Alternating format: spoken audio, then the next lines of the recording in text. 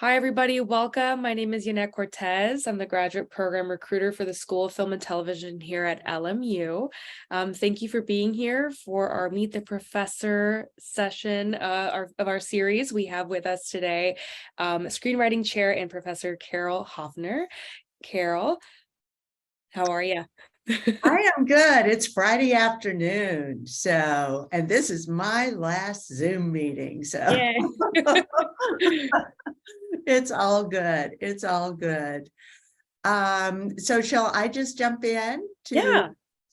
what I thought I would do today to just sort of give you a taste of the kind of material and kinds of ways that we teach at LMU is to do a brief sort of little mini lecture, which please feel free to sort of participate with if you have some paper and pen on hand and want to sort of practice in this interactive way so that you can sort of jumpstart, perhaps even jumpstart a project that you're working on or you're thinking about working on. So is this me? Am I doing is that giving the feedback from me, or are we hearing it someplace else? No. Well, I don't hear it now, so we'll get started. So I'm going to share my screen. Again, I have a short little PowerPoint, and then I'm going to open it up to questions, either about the presentation I do or about the program or about our alums, etc. So let me share. Let's see. You have disabled screen sharing, Yanette. So go ahead and try now. Sorry about that. There we go. Okay, so. Alrighty, and let me go here. Get this out of the way. So hopefully everyone can see that. Are you getting the full screen, or are you getting my... Why is that? You're seeing everything, aren't you? Yeah, we are. Oh, okay, let me end the show. I don't know why. Why did it do that? Let me see if it goes here.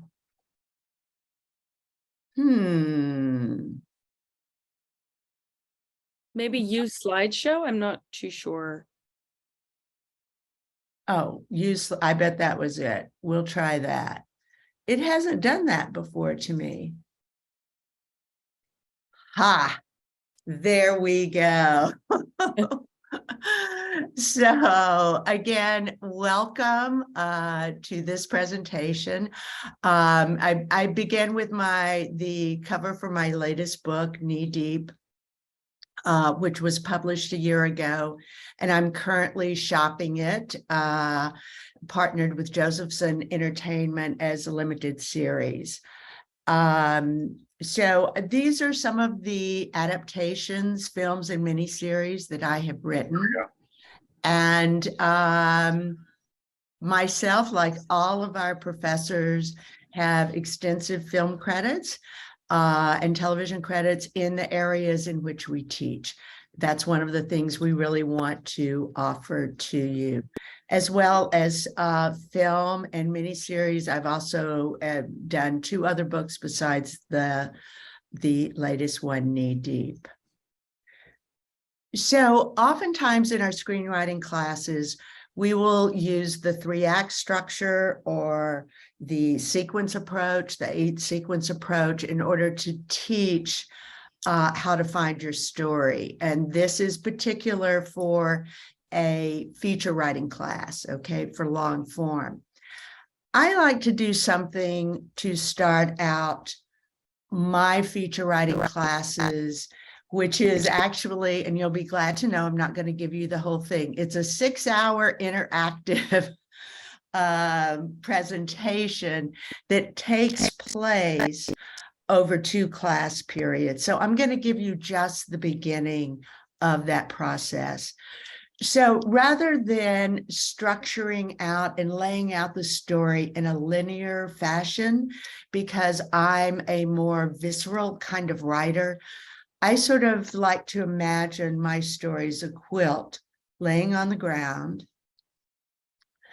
and then taking my story idea, and this is at the beginnings of ideation, okay? It's at the beginnings of trying to find that story, and hanging up the story on a clothesline so that I'm not going to decide everything about my feature, but I'm going to decide several main points and several main aspects of character and of story development. And then in the process of development, we'll continue to fill those out.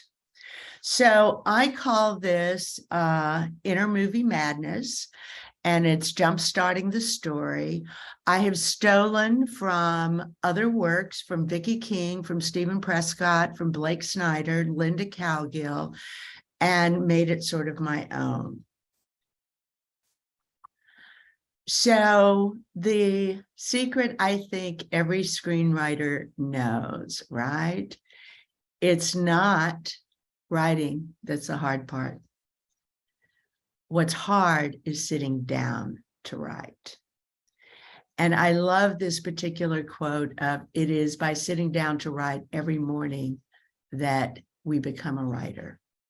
Those who do not do this remain amateurs. So what keeps us from sitting down and writing, I think, is resistance. I love the Joseph Campbell quote as well. The cave you fear to enter holds the treasure you seek.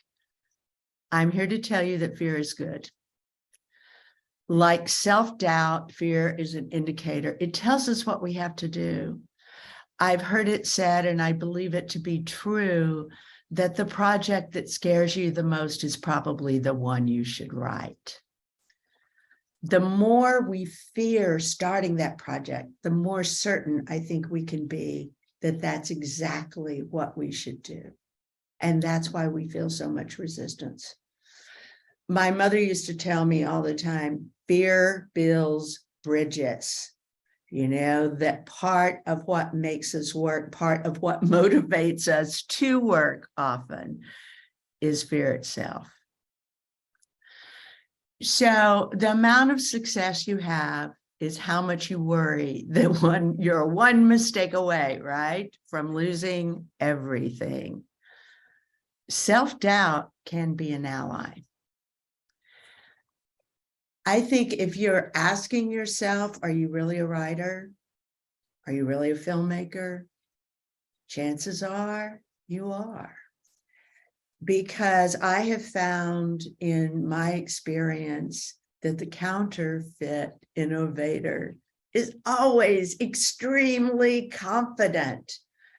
Every writer I know is full of self-doubt.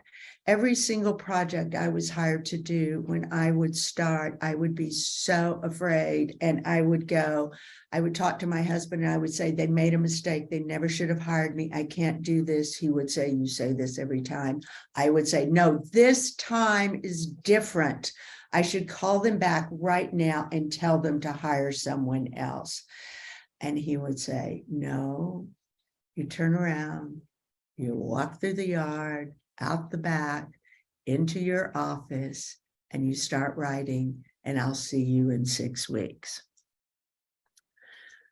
So for today and for the beginning of writing a process, I think you have to say goodbye to resistance. You have to just kind of take that fear and self-doubt and get started. Because when you create a new project, when you're in the process of ideation, it's always messy. And remember, another one of my favorite quotes, the worst thing you write is better than the best thing you didn't write. So breaking story. Before you write, you have to have something to say. I spend a lot more time talking about the writer's intent than I do about talking about theme. It's like, what is it you want to say? This is a picture of me actually in the rain room. It was at LACMA. It was this incredible room, art installation, where you walked into a room where it was raining and it rained everywhere except where you were standing. I thought of about 3 or 4 stories that day. So, developing the source of our stories. I think that often when we look for stories, it's the ones that we are most qualified to tell means looking for cause and effect in your own life. We want at LMU, and this is not just in my class or for this lecture or for every, for all of our classes, we want to develop the stories that you are uniquely qualified to tell. So if we want to find those stories, we have to grasp and mine for what is driving us. Thinking about the ways that life has marked us, the things that trouble us, the things that we think about. I often start with asking students, and we would end up sharing this in class, about thinking about what is the thing that gives you comfort. Write down the thing that gives you comfort. Oftentimes discovering that for a character will tell you where you need to go at the end of the screenplay, because maybe you want to take that character to the place of comfort. The next thing I ask students to do in this process, and again, we would be sharing this with one another, is what is one of the craziest things you've ever done? Just one. I ask them then too to consider what would be one of the craziest things your character would do, right? And then finally, I ask, what scares you the most? And in this, we often can find, when we mine what scares the character the most, the main character the most, what they're going to have to confront, obviously. For my own self, what gives me comfort the most is water. I get a lot of ideas when I'm in the shower, when I'm in the ocean, when I'm in the pool. Water gives me comfort. That's my safe place. What terrifies me the most is water. I'm afraid of what's in the ocean when I'm swimming in it.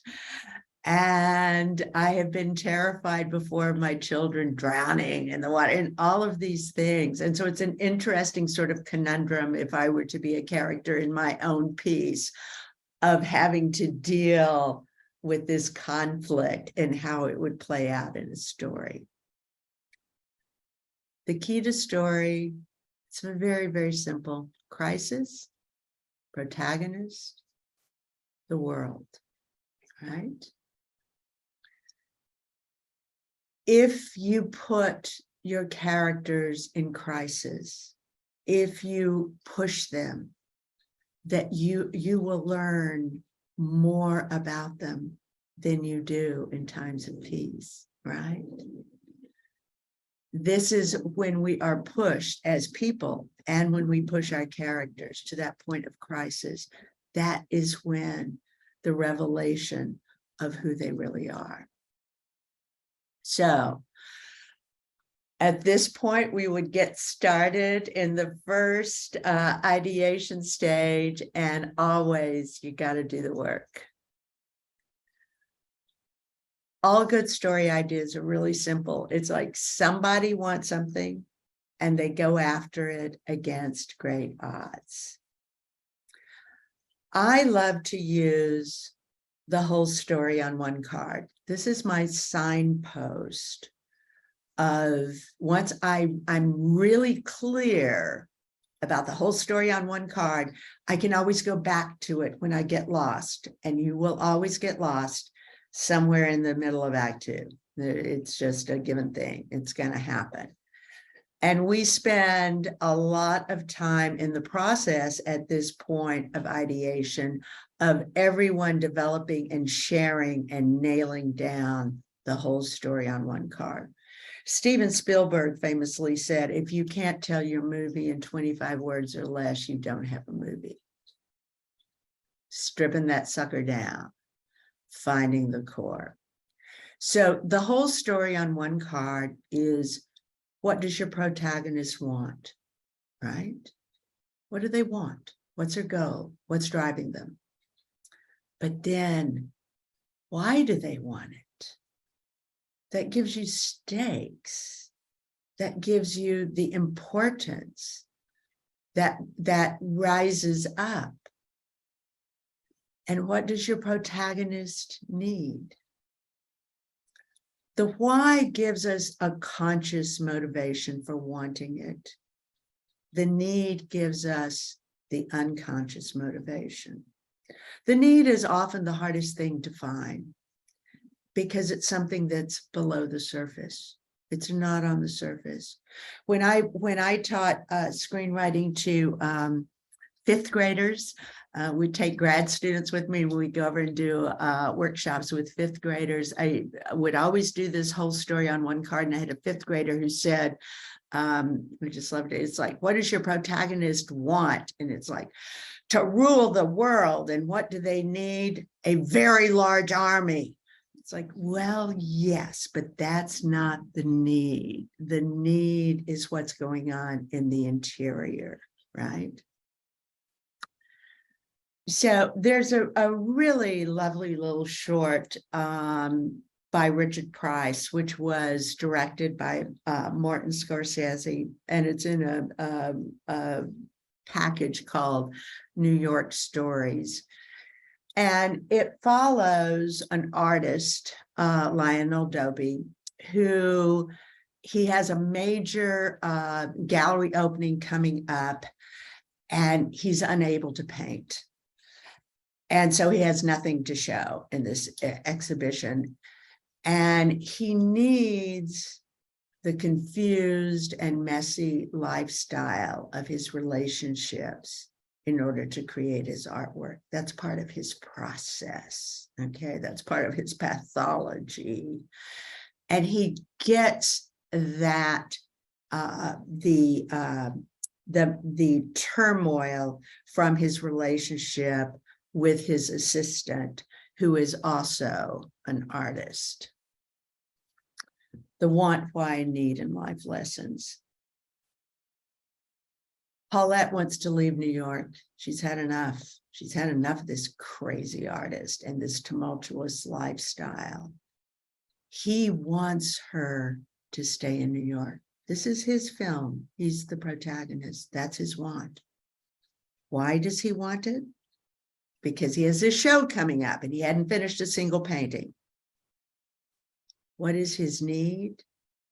What he really needs is to accept that the emotional turmoil that he's creating in this relationship, in this love relationship, is also destroying it and will continue to destroy relationships. Now, I wanted to get back to this. At the end of life lessons, he does not, he is successful. He has the show, he has the paintings, but Paulette leaves. And we have this wonderful moment, and it is just a moment, where we feel, as he's saying goodbye to her, that he has accepted that what he did and what he does in order to create has destroyed this relationship and will destroy other relationships. And we think, he got what he needed. But then there's a coda at the end of that movie, and he goes back into the cocktail party, and he hits on another young woman who's an artist to become his assistant. And so it becomes a tragedy, really, of he doesn't get what he wants, nor did he get what he needs. Didn't really quite learn his lesson. So at this point, I would have everyone do the whole story on the one card, and then we would pull up to the whiteboard and we would dissect and tear it apart until everyone felt very strong and confident in their movie, really in 25 words or less. So that is how we would begin the inner movie madness. And as I said, this goes on for about 6 hours of inner, we do the exercises, we put them on the board, we share with one another, and we're breaking story. And people walk away at the end, the writers walk away with the really seeds at the beginning of their feature screenplay. So, ta-da, I'm done. So what I would like to do now is just open up the floor to questions, either about the presentation or about the program or my work or anything you want to ask.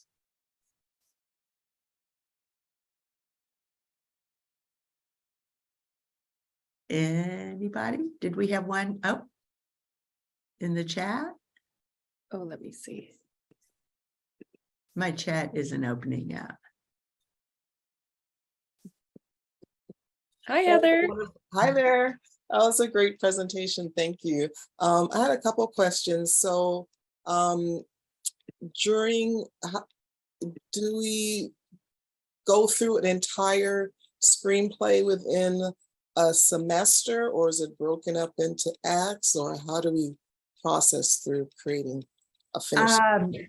Absolutely. And for this would be for the Writing for the Screen program.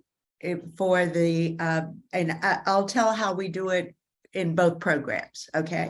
And the Writing for the Screen program, which is primarily, it's more centered on feature writing, right? Even though you will do a lot of television writing too, but it doesn't have the production and the producing aspect of it that the writing and producing for television does.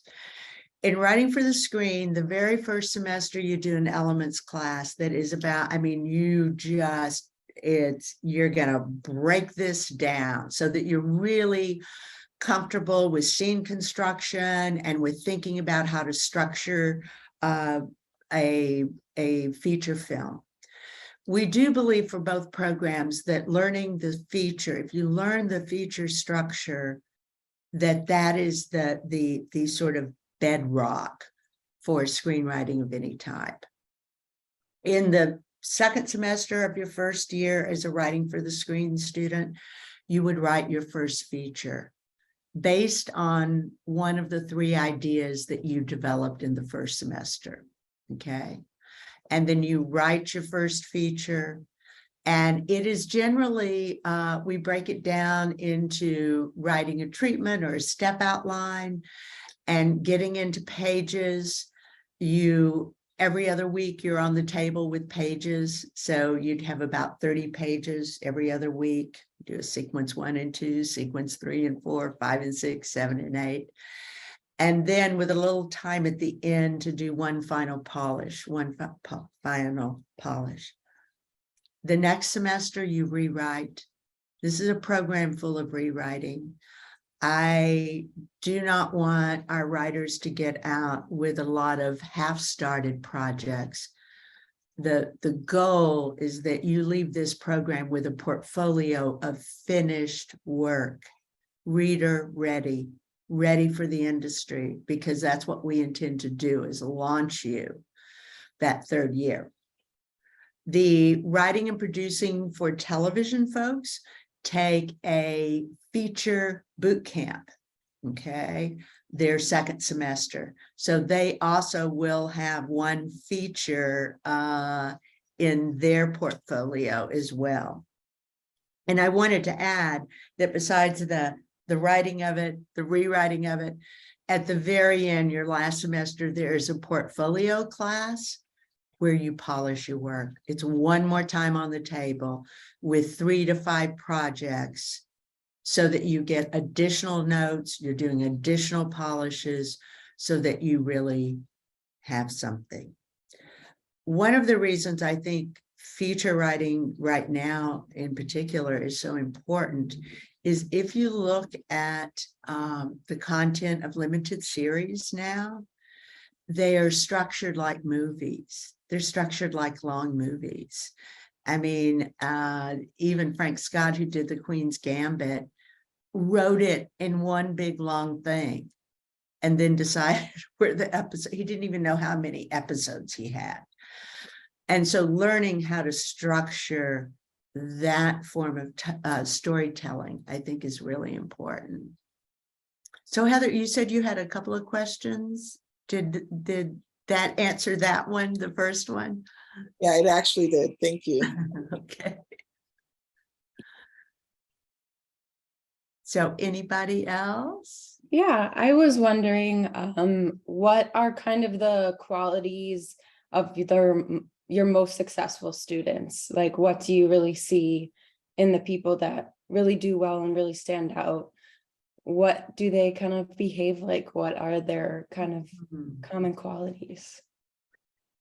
Yeah, and we have, I'm trying to sort of think of them as a whole because they're so individual, you know, and we frankly right now have so many who are being really successful.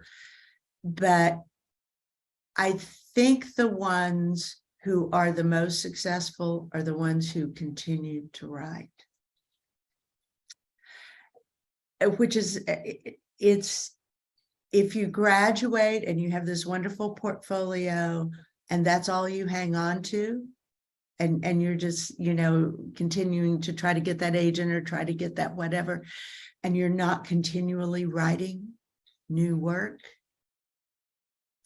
then I don't think you'll be as successful. And most of my writers who are currently, I mean, we'll joke and say you're in a writer's room, you have your gig, you know, or you like Evan Romansky, who created Ratchet, which he developed in my adaptation class. He's always working on new stuff. Even though the show's been picked up for a second season, he's taking meetings about the next thing. He's writing something else. I also feel like if that is your pattern, it's always good to be in the middle of something, right? You know, to continually be starting things while you're sort of finishing up something. So that would be the one thing that you always continue to write. And this is something you wouldn't expect necessarily, but my most successful writers are really nice people. They're good. They're just good people. They're inclusive. They're respectful. They treat people well. And I mean, the movie business is cutthroat business. It's tough, but people work with who they want to work with, and they work with people that they like. And you know, the one thing, I probably shouldn't say this because we're recording, but whatever. I mean, the mantra that I do all the time is just don't be an asshole. Okay? Just don't, and you'll be fine.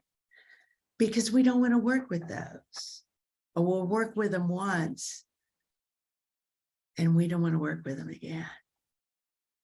So that, and then the third thing, which relates to be nice and don't be an asshole, is to network, and to network in an honest kind of way. I'm not talking about, just trying to be on and cocktail party-ish and da-da-da-da. But it's like when you're in grad school, you need to network with the people you're in grad school with. You need to make your contacts. When you're in your internships, you make contacts and you keep those, because being successful in the business has two components, well, three. And it's what can you do, right? What do you have? What do you have to offer as a writer, as a producer? And it's who do you know? Who have you made that good impression on? And the who do you know in our business in particular does not mean, oh, do I know, the head of the studio, or do I know the da-da-da-da? No, do you know the assistant? Okay. Do you know the people that you're going to rise up together with? Because that is what happens in our business. The assistant who's on the front desk in 6 months may be, on their way to being the VP of development, right? People rise up. So it's that, it's what can you do? Who do you know? And it takes a little bit of luck. So that's what I would say. Yeah, thank you. So I see in the chat, I see something about how do you deal with writer's block? I like to say that I don't really believe in writer's block. I really don't. I do believe that there is sometimes resistance. And if there is resistance, then I think what you have to do is to try to figure out what is the source of that resistance, right? Why am I feeling this resistance? Sometimes the resistance is because you're headed down the wrong path with your story. I mean, there's sometimes when you're stopping because what you're doing isn't working. And you need to take that moment to breathe and to try to figure it out. Aaron Sorkin says he always, when he has writer's block, and it's because he's having trouble with a story, and he takes a shower. He takes a shower and he gets the answer. He said, he also added that some days he's very, very, very clean. Okay. A lot of trips to that shower, right? But I often find that I do have to do something like that, like take a walk, get out of my head, get someplace else. I am also, when I've been blocked with trying to figure out part of a story or trying to figure out the heart of a pitch, I give myself an assignment before I go to bed at night. I mean, I really do. I will say, okay, you have to figure out what happens at that wedding scene, or you have to figure out where the story engine is in your pilot. What you've got to figure that piece out. And it's amazing how many times I either wake up in the middle of the night with the answer, or it comes to me the next day, and often in the shower, or wherever, because I've given my brain an assignment, and our brains are really active at night and they don't have all the editors going on. And so things can bubble up. That's how I like to deal with it. The other thing, though, about writer's block is sometimes it's just a matter of teaching ourselves the discipline of writing. There's something that's really beautiful about journaling or writing when you just feel it, and it's just, you're just doing it and it's sort of fun. But writing is a job too. And often it's just that sitting down and getting started. I often tell students, if they're having trouble, if they're just having trouble sitting down and getting started with the thing, then pick a new place to write and take, your journal and your pen and write by hand instead of on the computer. See what happens then. See how you make those connections. And if that kind of unglues, sort of that hesitation or that resistance. The other is, and other little just sort of trick is to just set a timer and just go, I'm going to write for 15 minutes. That's all I have to do. That's all I have to do. And more times than not, once you start writing for the 15 minutes, then the timer goes and you're still writing because you just dug in and you got to it. So I hope that answers. I don't know who Zoo is. Who's Zoo? Who's Zoo? Did Zoo? I think that was Zoom user. Oh, that was. They didn't have their actual name on there, but I don't see them in here anymore. They may have dropped out. Oh, so I answered their question and they weren't even here to get the answer. Maybe they had already solved their writer's block and went away to write. And there you go. Are there any other questions from anyone that you'd like to know about the program or the process of application? I'd love to know what your favorite class to teach is. Generally, my favorite class to teach is whatever I'm teaching now. But I will say this, I absolutely love teaching adaptation. And it is a class that I have been building for years. I've done a lot of adaptations myself. And we are one of the few schools really that have an adaptation, a separate class on adaptation. And so much of the material now so much of the content are adapted material. And I absolutely love teaching that class. I also really love the thesis class, which is the last feature writing class. And I like teaching the beginning classes. There's something so rewarding about teaching the writers when they first come into the program and then teaching them their last year. And it's so rewarding for a professor because you kind of go, it works. They're so much better. And we just really see, in particular, writers just blossom that third year. So the thesis is, by the third year, it's like helping with the launch.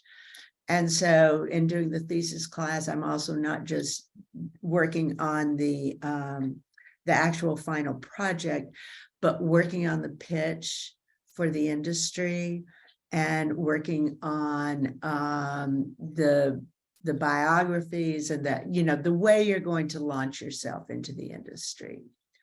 I'm not sure if people are aware of, maybe Yannette, I should get into that a little bit about our launch. I keep talking about the launch. Yeah, definitely. Because we have, for both our WPTV and for our Writing for the Screen, our third year concentrates on launching you. It's the purpose of this program is to make you into writers and to get you into the industry. And so we have several different events and ways that we do this. At the end of the third year, in fact, it's the week after graduation, we have what we call the first pitch. And the first pitch event is a kind of a speed pitching deal where you get to pitch to a dozen industry agents, managers, producers, execs, all interested in discovering young talent. I have one agent in town who I swear only represents LMU students because he comes to our thing every year and just gets a crop to represent. And then we also publish a MFA directory, which has a lovely photograph of you and a bio of you where you can kind of sell yourself, short little bio, and the log lines for 3 to 5 projects. We give those to everyone at the industry event, and we also mail it out to about 400 companies or send it digitally for them to review as well, to try to sort of get that out. And we match you with an industry mentor, with someone who is in the industry that after you graduate agrees that they will meet with you for at least 3 times and possibly read your material and help guide you into those first jobs. Every single year at our first pitch event, there are people who get representation right off the bat. And sometimes it happens like 6 months down the road. Sometimes the mentors, we've had mentors who work with a student and they have a great time in it, or not a student, but a grad, an alum, they really connect, but nothing really happens professionally until 2 years down the road, when something comes up and they remember and they go, wow, they'd be great for this job. We've had that happen. So, and again, the portfolio class, that's doing the same thing to try to get you ready for having the material that's ready to be read. So that's kind of the launch process that we do. So other questions? I'd like to know, I'd personally like to know what programs you're interested, what you're thinking about applying, because we do have the 2 programs, the Writing for the Screen and the Writing and Producing for Television. So what programs are you interested in applying for? Or do you know yet?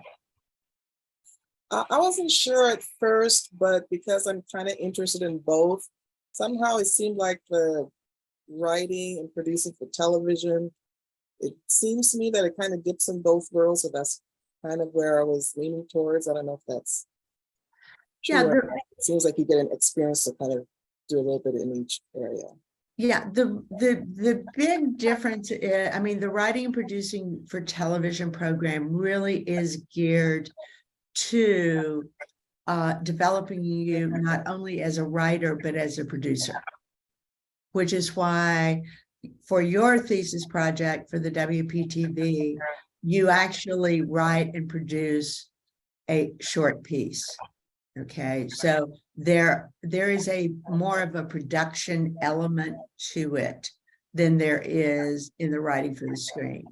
Again, the WPTV does take a feature writing class, but they also take 2 pilot classes. Our writing for the screen just concentrates, although they do take 1 production class, it concentrates more on creating writing projects. As in terms like the writing for the screen doesn't take a movie magic budgeting and scheduling class, for instance, but that piece is part of the other. We do have some classes though in creative producing or film and television development that both writing for the screen and WPTV can take that are out of the production department. So yeah, anybody else? Any particular interest? Yeah, I was interested in the writing for the screen program. I was kind of interested in producing as well, but I felt like crafting the story ended up being more important to me than the business side at the moment, at least. Yeah. And this would be, I mean, again, as I said, you could do that with the writing for the screen by using at least one of your electives to do a creative producing class. So there's the Zoom user. What is considered a good story? This is what I tell my students all the time is this is your goal. That when someone picks up your script and begins to read it, they keep reading it. The goal of a good story, it's Scheherazade, right? You got to keep turning the page. You got to keep listening because there are all kinds of good stories. I think a good story also, or a good film story, makes a contract with the reader. It's a different kind of thing to make a film or to make a television show than it is to write a novel, because a novel is a personal conversation with a reader. It's a one-on-one experience. And the visual mediums of television and feature are built for a collective experience where I think you make a contract with the audience of this is the question I'm going to pose. This is a story I think I want to tell. And then you deliver that at the end. You deliver it at the end. I know there was Brian Hagelin, who wrote LA Confidential and 42 and, Academy Award winning Brian Hagelin said, I think it was for, I'm forgetting which film it was for, but he got a note from the studio. He was on the second draft or whatever. And they said, the third act doesn't work. You've got to change the third act because it's just not satisfying. And he went home incredibly depressed because the only thing that he thought worked in the entire screenplay was the third act. He was like, what am I? And so he stewed on it, he sat on it, he slept on it. And he realized problem wasn't the third act. The problem was the first act. Because he made a promise, did a contract with the audience that he didn't fulfill. The resolution wasn't satisfying to the story he proposed. He didn't change a word of the third act, but he completely rewrote the first. And when he turned in that draft to the studio, they said, "No, that's what I'm talking about." Now that works. So that to me is what a good story is. And I would also add that it's also probably a good story gives meaning to our life. I mean, life is chaotic, I mean, it's crazy. I mean, we're always trying to figure, and a good story is satisfying because it takes that chaos and shapes it into something that seems to make sense and that has meaning, and we can reflect on. So I love that so many of these questions are just about writing and not about the facility. So where are people from?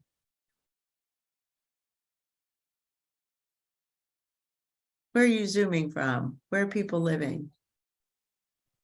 I'm from Sydney, Australia, so that's why my camera's off. It's Saturday morning over here, and Oh my God. Oh, we've got Georgia, and well, I have one of my favorite students is just coming back from Australia. We called him David. He was Aussie David, and has been very successful actually over in Colorado. Oh, look, we've got Georgia, Chicago, Colorado. Excellent.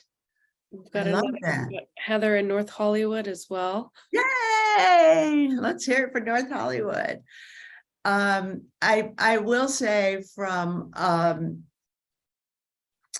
being from all these very different places, that I do think that one of the most important things about going to film school is access to the industry. And it's certainly here in Los Angeles. I mean, Georgia has a great film industry, and so does Chicago. There's stuff in Chicago, but the heart of it is here. And there will be so many A-listers, movers and shakers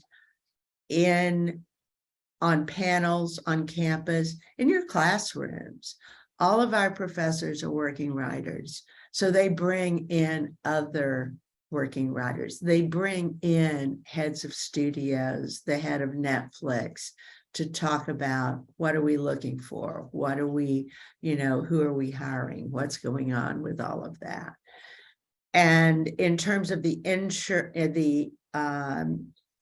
internships and everything that we have available to us through LMU, that's a really critical piece, I think, too, of your film school experience, so that you're making contacts not only within the program, but within the industry that sort of jumpstarts things. I often tell folks that I really think that if you want to work in the Hollywood industry, if that is where you want to work, if you go to film school in Los Angeles, it cuts out, I think, about a year or two of your trajectory in terms of trying to get a foot in the door, because you just have the access ahead of time. So, any other final questions? I think we just have 3 or 4 minutes. Any last? Yeah, we welcome any final questions. Carol, thank you so much for all of that advice and everything that you've shared with us. It's been great. Well, it's one of my favorite things to do.